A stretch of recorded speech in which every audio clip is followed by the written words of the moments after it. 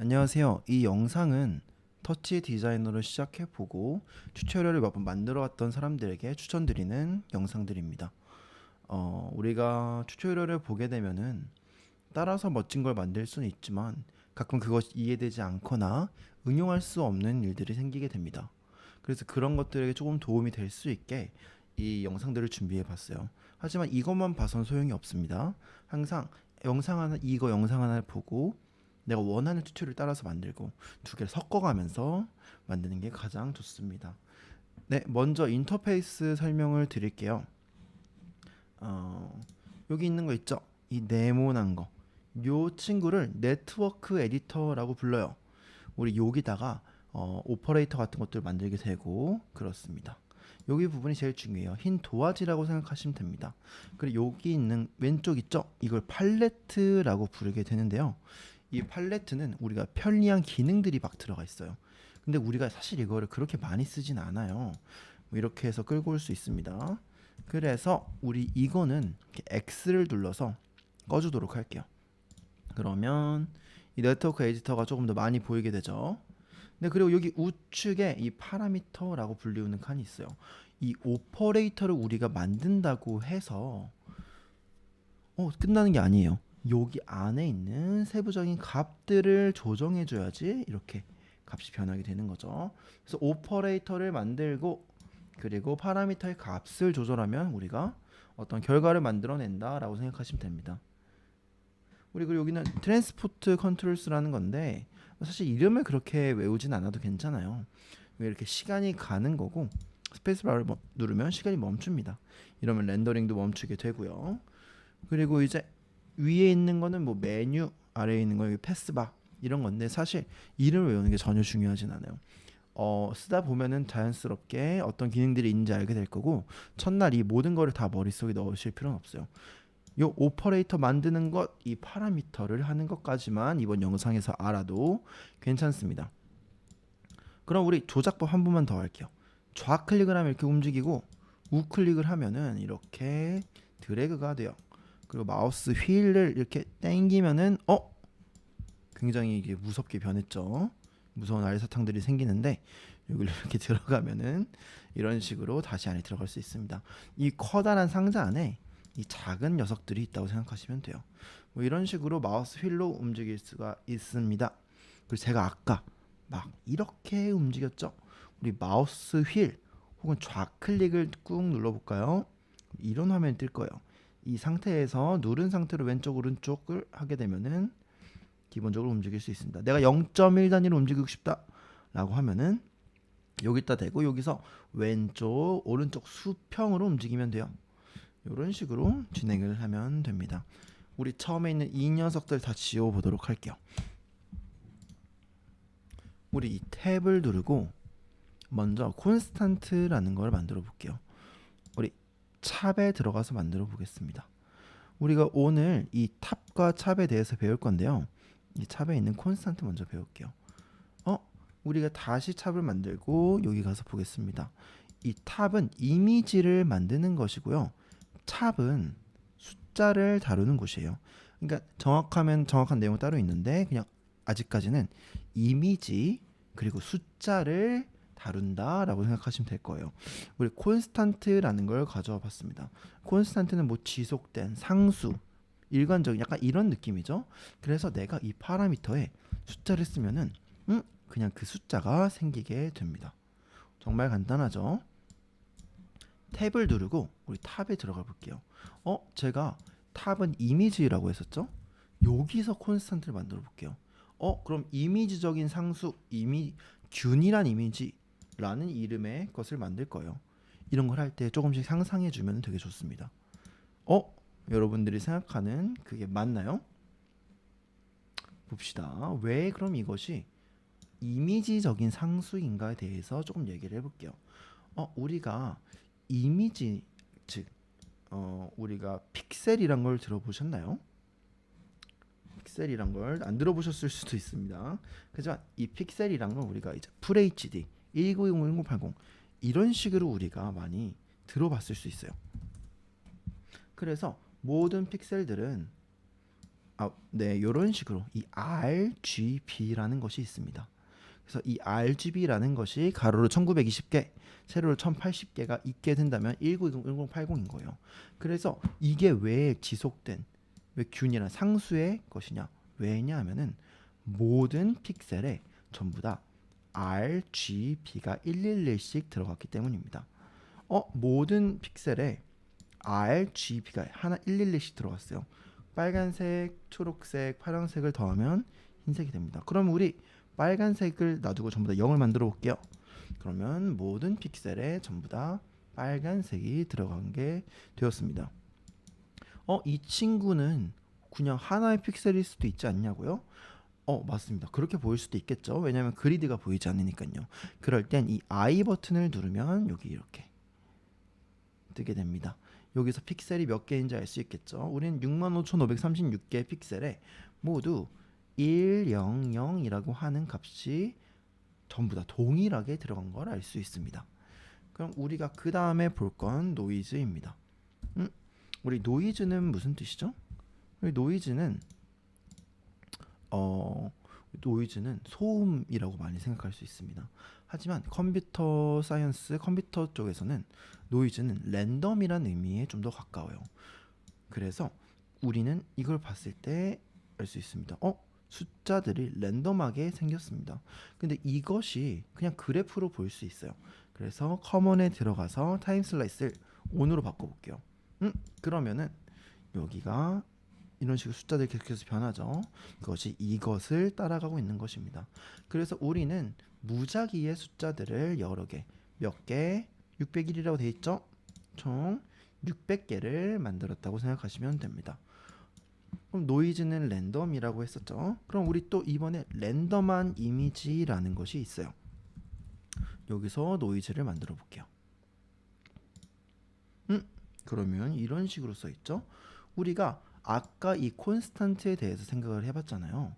우리 이게 왜 콘스탄트 탑이죠? 이게 왜 지속적인 이미지 상수인 것이죠? 왜냐하면 모든 픽셀에 같은 데이터가 있었으니까요.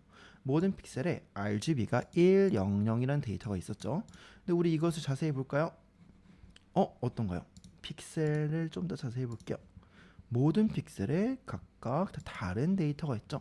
사실 모든 픽셀이 다 다른 건 아니지만 각자 인접한 것들이 조금씩 달라지고 있죠. 그래서 이것은 이미지적인 노이즈, 이미지적인 랜덤이라고 볼 수 있는 거예요. 이 두 개의 관계성을 가지고 우리가 어떻게 생각하는지 조금 알 수 있습니다. 그 다음에 알아볼 것은요. 우리가 이 탭을 누르게 되면은 오퍼레이터를 만들 수 있는 걸 알게 되었잖아요. 근데 우리 진한 색과 연한 색이 있죠? 마찬가지로 모두 다 진한 색과 연한 색이 존재하게 돼요. 다른 곳에서도 마찬가지입니다. 그럼 이것을 판단하는 방법은 무엇일까요? 바로 진한 색은 제너레이터라는 이름을 가지고 있고 연한 색은 필터라는 이름을 갖고 있습니다. 하나 예시를 들어볼게요. 우리가 전기를 쓴다고 칩시다. 그럼 그 전기는 어디선가 발전소에서 만들어졌겠죠? 근데 우리가 거기서 바로 받아 쓰는 게 아니잖아요. 우리 또 콘센트 몇 볼트, 뭐 220볼트 이런 것을 변환해서 쓰게 되죠. 그래서 우리가 이런 걸로 하나를 만들게 되고 어떤 걸 만들게 되고 우리가 이런 필터를 가지고 연결을 해서 이것을 수정하는 방식으로 사용하게 됩니다. 그래서 이 제너레이터 전기만 있을 때 그것은 괜찮아요. 하지만 필터 혼자서 있을 때는 오류가 뜹니다. 소스가 충분하지 않다고 하네요. 왜 그러냐면 필터는 전기가 들어와야 작동을 할 수 있는 거죠. 우리 콘센트에 꽂지 않은 콘센트가 벽에 있는 콘센트에 꽂지 않은 멀티탭은 사용할 수 없는 것과 마찬가지잖아요. 그래서 우리는 항상 제너레이터를 만들고 그 다음에 필터를 연결하면서 사용하게 됩니다. 여기 있는 것들은 전부 다 제너레이터예요. 그쵸? 가만히 놔둬도 그대로 존재할 수 있잖아요. 각자 무언가를 만들어냈죠. 그럼 우리 몇 가지 만들어 볼게요. 탭을 누르고 서클 탑을 만들겠습니다. 자, 제일 중요한 게 있어요. 우리가 탑 제너레이터를 만들잖아요. 그러면 가장 먼저 해야 될 게 있습니다. 바로 이 커먼에 들어가서 레졸루션을 바꾸는 거예요. 우리 256 곱하기 256은 너무나도 작아요. 우리가 사용하기에. 화질 구지입니다. 이 정도면. 그래서 우린 좀 더 높은 레졸루션을 쓰고 싶어요. 근데 여러분들 대부분 논 커머셜을 가지고 있으시죠? 그래서 가장 사용할 논 커머셜에서 가장 높은 해상도인 1280에 1280으로 바꿔줄게요. 자, 그러면은 이 레졸루션이 1280에 1280으로 바뀐 걸 알 수 있습니다. 우리 항상 우리 탑 제너레이터 만들면 이렇게 레졸루션 먼저 변경하는 걸로 해봐요. 우리가 그 다음에 트랜스폼이란 걸 만들 거예요. 이 친구 필터죠. 그래서 연결을 해줘야 됩니다. 바깥 구멍을 통해서 이제 안에 구멍, 인풋 구멍으로 넣어주시면 돼요. 항상 이 상태에서 우리는 저는 원의 크기를 줄여보고 싶어요. 우리 아까 배웠던 걸로 이런 식으로 줄일 수 있겠죠. 이렇게요. 근데 저는 여기서 왼쪽, 오른쪽으로 규칙적으로 변하는 원을 만들고 싶습니다. 라고 했을 때 우리는 이게 제가 움직였던 이걸 잘 봐야 돼요. 이 숫자가 몇부터 몇까지 움직이냐를 내가 판단할 수 있어야 돼요. 내가 원하는 범위는 마이너스 0.5에서 0.5까지 계속해서 반복되는 거야 라고 생각을 먼저 해줘야 됩니다. 내가 원하는 것을 만들 때 어떤 것에 어떤 숫자가 어떻게 움직여야지 내가 원하는 거 얻는구나를 가장 먼저 파악해 줘야 돼요. 그럼 그에 맞는 것을 만들면 됩니다. 우리가 이거에 이런 데이터를 만들 수 있는 거를 만들어 볼게요. LFO라는 것을 만들어 보겠습니다. 여기 위에다 이렇게 만들게요. 이 LFO는 몇부터 몇까지 움직이죠? 자, 마이너스 1부터 1까지 움직이죠? 제가 이거를 2로 바꿔볼게요. 그러면 마이너스 2부터 2까지 움직이죠. 제가 이것을 0.5로 바꾸겠습니다. 그럼 마이너스 0.5에서 0.5까지 움직입니다. 제가 아까 원했던 범위가 몇부터 몇이었죠? 마이너스 0.5에서 0.5까지였죠. 그래서 이거를 이렇게 넣어주면 됩니다. 간단하죠? 근데 제가 너무 빨리 했네요. 다시 한번 해볼게요. 먼저 요거 있죠, 요거. 여기 있는 우측 아래에 있는 이 뷰 액티브를 넣어줄 거예요. 이렇게 해줄 거예요. 눌러주면 이렇게 바뀌죠. 그리고 이걸 클릭하고 이렇게 넣고 싶은 대로 이렇게 노려보면 됩니다. 나는 여기에 넣고 봐야겠어 라고 생각하시면 돼요. 그 상태로 마우스를 갖다 대고 쭉 드래그해서 탁 올려놓으면은 4개가 떠요. 이 중에 샵 레퍼런스를 눌러주시면 됩니다. 이런 식으로요. 오케이, 너무 좋습니다. 왜 이렇게 넣냐고요? 라고 할 수 있죠. 뭔가 나는 이렇게 말고 그냥 이렇게 놓고 싶다라고 할 수 있잖아요. 근데 아쉽게도 이 보라돌이 친구가 거절을 해요. 왜냐면은 두 개의 언어가 다르기 때문에 그래요. 아까 간단하게 말했었죠. 얘는 숫자를 쓰고 얘는 이미지를 써요. 즉 사실 얘는 숫자를 빙자한 시간을 사용하는 거고요. 얘는 사실 픽셀을 사용하게 됩니다. 그래서 둘의 언어는 무척이나 달라요. 그래서 둘이 소통할 수 없어요. 제가 중국어를 쓰고 다른 분이 프랑스어를 쓰면은 말이 안 되는 것처럼요. 근데 사실 소통할 수 있어요. 어떻게? 우리가 바로 숫자를 통해서 소통할 수 있어요. 우리 숫자는 모든 나라가 똑같이 쓰잖아요. 그래서 숫자로만 넣는 방법을 알려드린 거예요. 숫자로만 넣는 방법은 그냥 이렇게 해서 이렇게 넣는 게 아니라 이 뷰어 액티브를 무조건 해주셔서 이렇게 넣어줘야 돼요.